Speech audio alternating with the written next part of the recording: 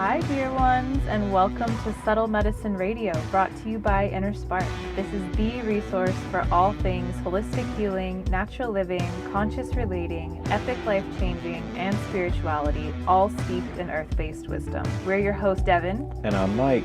On today's show, episode 8, I'm presenting my 7 pieces of true healing, what true healing actually is, how it relates to true power, and how we can finally release ourselves from the shackles of our challenges and symptoms. So let's dive in. Sounds good. Okay, so to get started, I would love to introduce this concept of true healing. True healing is about harvesting from the pain, the trauma, the suffering, the challenges, rather than pacifying the symptoms and bypassing the wisdom offered from our challenges. As you've heard me say a million times, and you'll hear me say a million more times, the subtle always creates the growth. Everything that is challenging in your physical existence, meaning your physical body, your health, your relationship, your life in general, your work in the world, etc. These are the gross, tangible aspects of your present three-dimensional existence. So these gross, tangible aspects are simply put together by the subtle building blocks of your intangible, unseen realms, meaning your emotional, mental, and energetic or spiritual bodies. The physical is dense, and it is the product of lots and lots of subtle creations and imprints built and put together over time. These subtle imprints, meaning your undigested emotions, grief, trauma, mindsets, habit, beliefs, ancestral woundings, and all of these things are literally dictating every single thing about your life. Everything. Therefore, your physical existence is simply a mirror for your internal workings and the internal workings of those of which you're made who were here before you, period. So the subtle creates the gross, and true healing is this integrative, holistic, not the buzzy buzzword integrative holistic,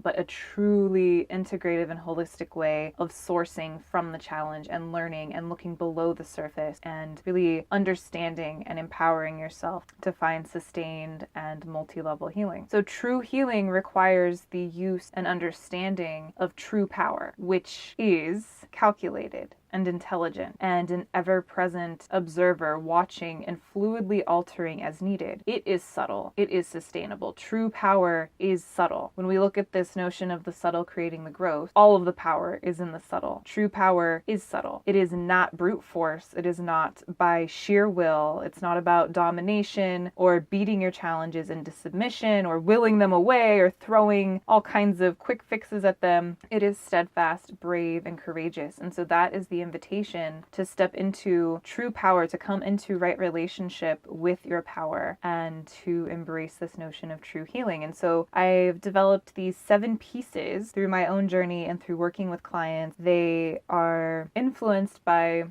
those things, by my own journey and by working with clients. They're also influenced by several modalities and the chakras as well. And if you have listened to our past several episodes, we have been covering the chakras, and so some of these things might sound familiar, and that's fabulous because you're beginning to pick them out and integrate them into your life. So piece number 1, and before I begin, these are really in no particular order because healing and life is in a spiral. It's in no particular order. And with the exception of the first piece that I'm about to share, everything else will kind of flow, and you'll go here into this area and strengthen it and work with it. And then it's time to bring in some of this area and this piece. So don't get caught up in like, ooh, this is a protocol and a guideline and a blueprint. No, none of that bullshit here. There is no guideline, protocol, or blueprint or one size fits all. You are on your journey. So like I said, with the exception of this first piece, everything else will unfold as it's meant to. So the first piece is deep and whole embodiment. Everything begins here. Without a solid foundation and clear communication with the body, we're skewed and only seeing through the clouded perceptions of our mind. There is no right way to practice deep embodiment. Essentially, it is the continued practice of coming back to the body. So always bringing it back to the body. When everything starts to get crazy or your mind starts to go, come back to the body.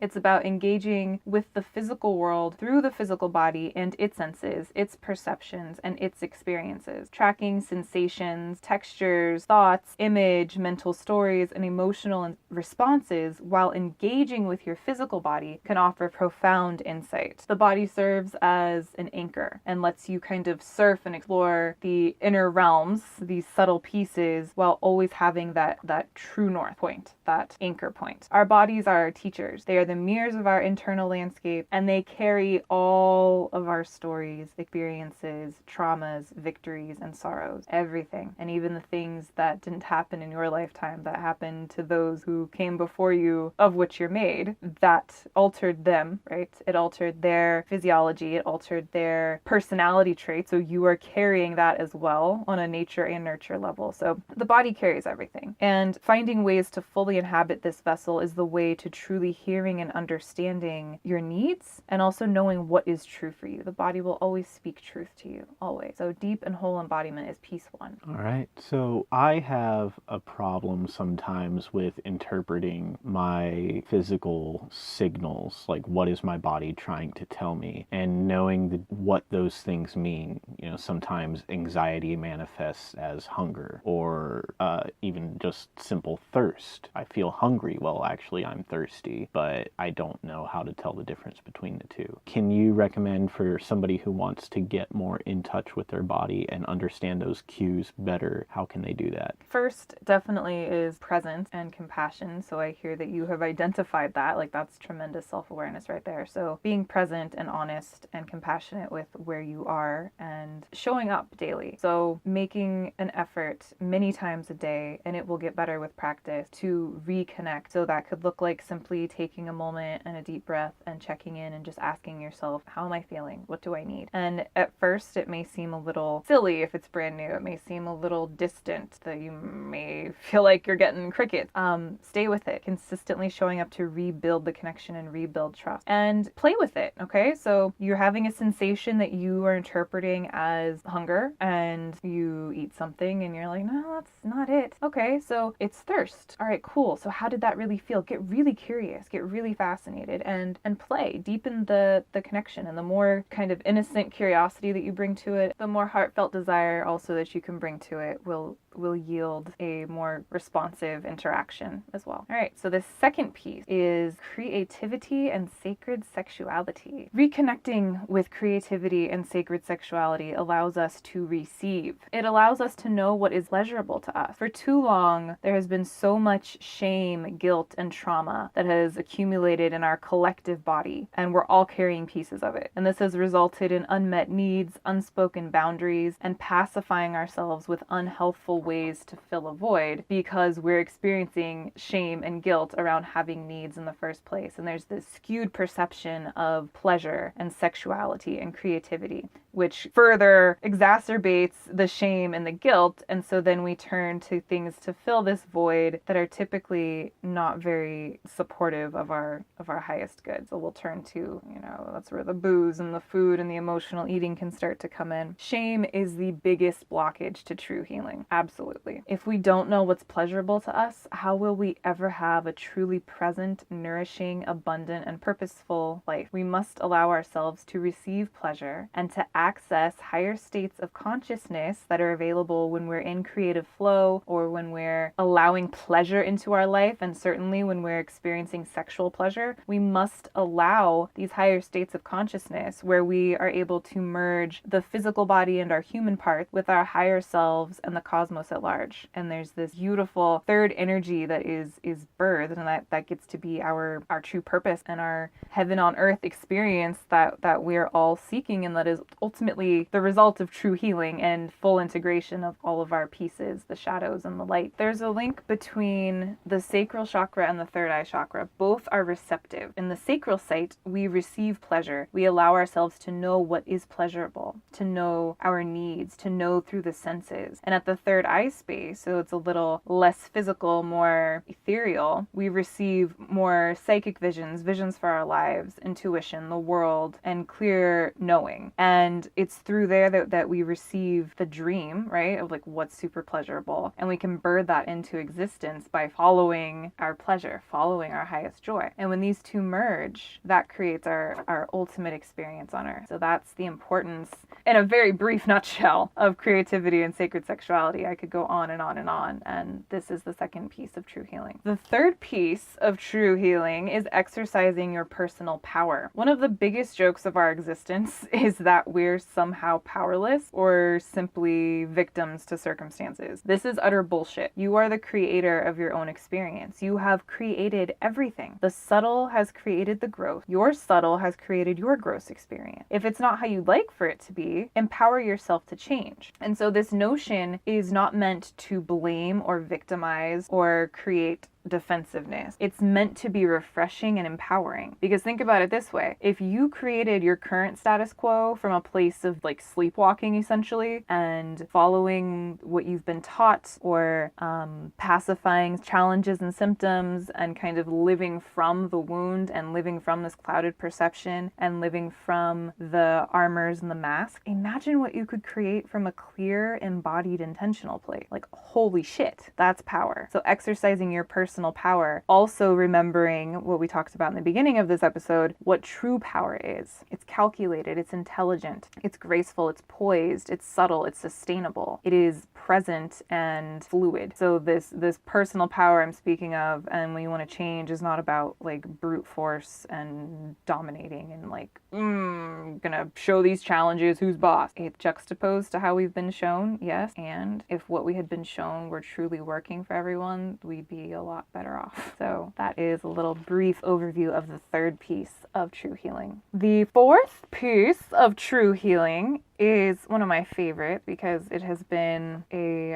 interesting road for me on this one, and maybe you can relate. Unconditional love and acceptance of self. So unconditional self-love and self-acceptance. You really only can create change that is sustainable when it's coming from a place of love, compassion, and acceptance of yourself, just as you are right here and now. Anything else is based out of fear or punishment, and the changes that you desire won't last, or they just won't happen. Because operating from a space of fear or punishment or running from the past or whatever the case may be is a serious energy sucker. Love will fill up your well and your reserves of energy. All these lower emotions and feelings and motivators, fear, punishment, and the like, those are zapping you straight up and actually going to create more dis-ease in the long run than what you're attempting to change in the first place. So just as a personal example from my life, and I have many on the self-love and self-acceptance train, I've lost 75 pounds, give or take, twice in my life. Do you think the first time was out of self-love and self-acceptance? Hell no, because if it had been, there wouldn't have been the need for a second go-around. It just wouldn't have happened. And I think the same can be said for times way back once upon a time when I was a smoker and a drinker, and all the times I would, I'm quitting and this and that, and like it's when things are rooted in punishment or fear or anxiety or anything like that, it's simply not going to last. We must love and accept fully exactly where we are right now at this moment, and forgive and honor and accept and love every single step along our journey that has brought us to right here, right now, if we are to get where we're dreaming of going, period. And if love and acceptance and forgiveness is something that you're struggling with another, or with a circumstance or an event or a situation in your life, there is a piece of yourself that you are simply not loving or forgiving. Maybe it's blaming yourself for like even being around this person in the first place, or whatever the case may be. We can, when we have endured some type of trauma or betrayal or something like this that has caused grief, we will typically internalize the feelings. If somebody else or, a situation greater than us or the powers that be or whatever the case is the one that like did the fucked up thing in the first place, we will typically internalize and create blame and shame and guilt that is directed within. So if you're struggling with something outside, you need to start within. There needs to be this unconditional love and self-acceptance. And that is the fourth piece of true healing. The fifth piece,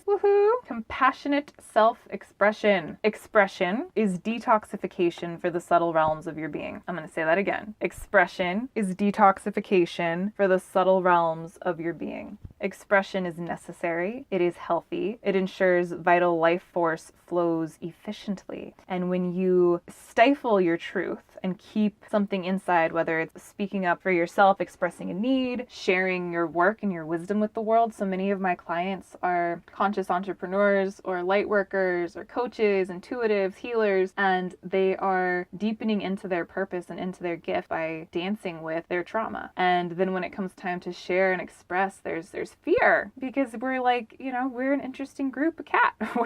We're a little bit maverick and also highly sensitive. And so there can be fear around expression. But when we express, it is not only healing for us, it is healing for the collective at large. Denying expressing prevents lives from changing, yours included. Real talk. You're missing an opportunity to teach, to learn, to bond with somebody, to impact someone's life. You're also knowingly swimming in toxicity and stifling your energetic flow. There was a quote I used when we were talking about the throat chakra in that episode, where it's like sitting in a bathtub that you have peed in.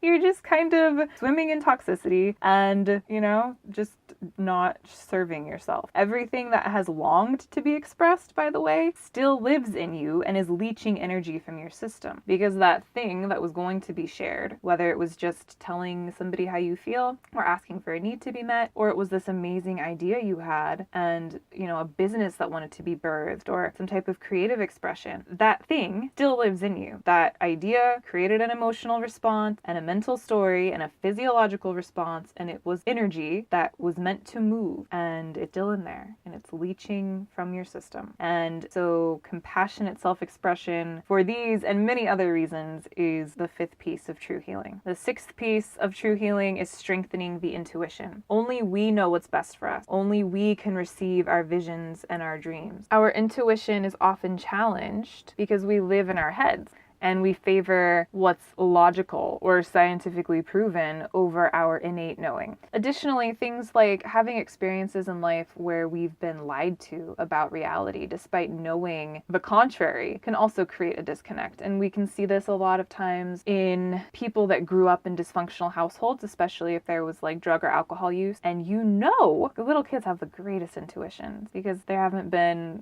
life experiences for them to mistrust themselves. So you grew in this situation as a kid, and that something's wrong. What you're seeing isn't normal, and yet it's normalized. And that doesn't have to just be as a child. It can be as an adult as well. So situations where we know this isn't normal, and yet we're being told the opposite. And just our fast-paced society that has us checked out of our bodies. Your body, like I said, the first piece of true healing is embodiment. And that will always be the foundation, the anchor. And checking out of the body stifles our intuition too. The body speaks truth always, and intuitive knowings present themselves in your physical body. Your physical body is your translator. It's your messenger. So strengthening your intuition is key on your true healing journey. I don't care what you are wishing to transmute in your life. If it's a new job or your relationships or your physical health, knowing what is best for you and trusting that is crucial. So that is the sixth piece of true healing. And lastly, the seventh piece of true healing is connecting to source. It is imperative that we connect to a higher power of our understanding. It takes the pressure off of us and helps us to soften and surrender to the currents of life. There is a primal force which animates and enlivens all things, and it's in you too.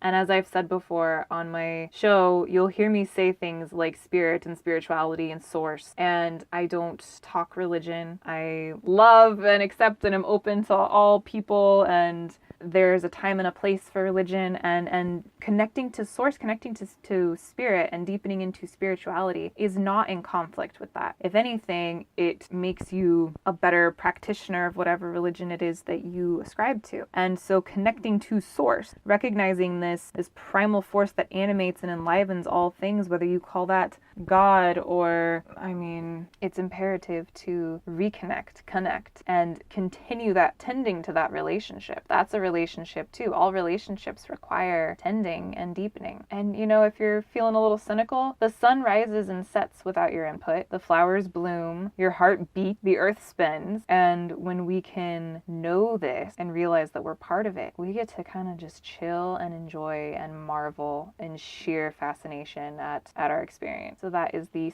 7th piece of true healing. Okay, wow, that was a lot of information, and I know that I have some more questions, but there's absolutely no way we could cover that in the amount of time that we have here. I just wanted to point out that a lot of what was covered here was very brief and very condensed, and there are certain things like expression detoxifying the body that could be gone into in greater depth.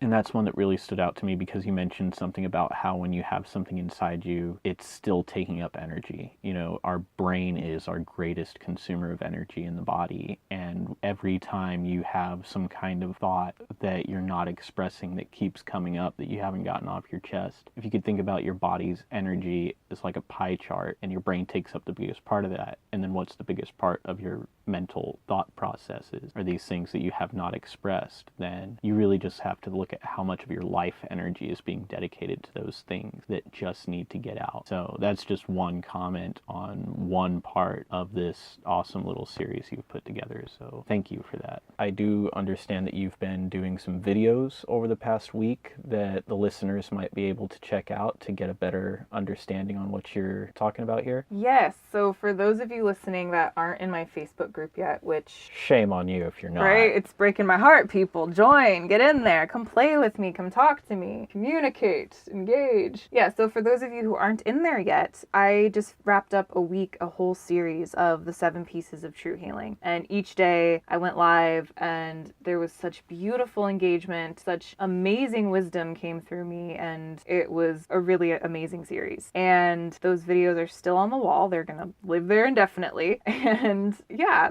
I went into each one in really great detail, and I really invite you to go check them out. This entire series and the 7 pieces of true healing really kind of organically came through me as I was trying to distill my life's journey and my processes and all of these things and really understand the healing process, which, I mean, I still don't understand it. I don't think we ever will understand it. It's such a unique, beautiful experience. And so this series and these 7 pieces are really, really special to me. Very special. And this has been received so well, and there have been so many questions and a desire to really want to deepen in and to understand and to apply these principles to one's own journey, and then also to bring them into their own healing work with their clients or even their families and their communities, because it's really, I mean, it's like a foolproof, all-encompassing system. So with that said, as of now, when you're listening to this, the doors are open for my 3-week live group intensive that dives into each of these pieces even more deeply in a sacred group container with access to me one-on-one. There is this amazing workbook that honestly is worth the whole price of the course right there. There are a variety of practices that draw from many different modalities that I'm going to share.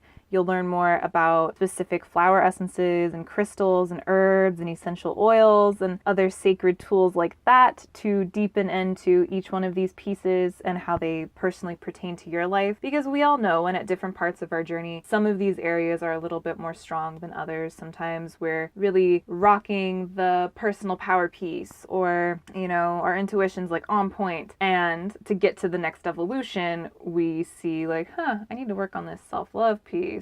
So it's an opportunity to deepen into and to support areas that are maybe a little bit weak right now. And there are going to be 7 live Q&As with me. Like I said, a sacred, safe community to share and learn from each other. And it's just going to be so magical. I am so excited to be offering this. So the doors are open right now to enroll, and they close on June 27th, 2018. And we begin on June 28th on the full moon.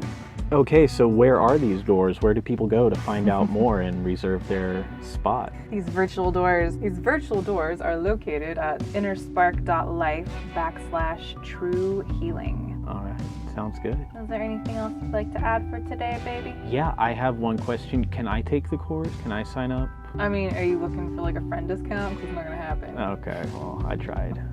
You better take my course. No, we're stoked and it's gonna be epic. Awesome. All right. Well, on that note, come join the Facebook group if you're not there. Watch these amazing videos, this whole series I did. Sign up for the course. It'll be life-changing. I really don't say that lightly. That's all the time we have today. If you loved the show and want to learn more, be sure to subscribe to it. Please leave us a review on iTunes. Please leave us a review on iTunes. Please leave us a review on iTunes. Share the episode with a friend and visit www.innerspark.life to learn more. We'd love to hear your thoughts or questions about today's show, so please deepen the conversation with us on social media at InnerSpark Life on Instagram and Facebook. And catch us next time when we'll discuss the energetics of summer, how to move, live, and eat in this season. So much love to you until then.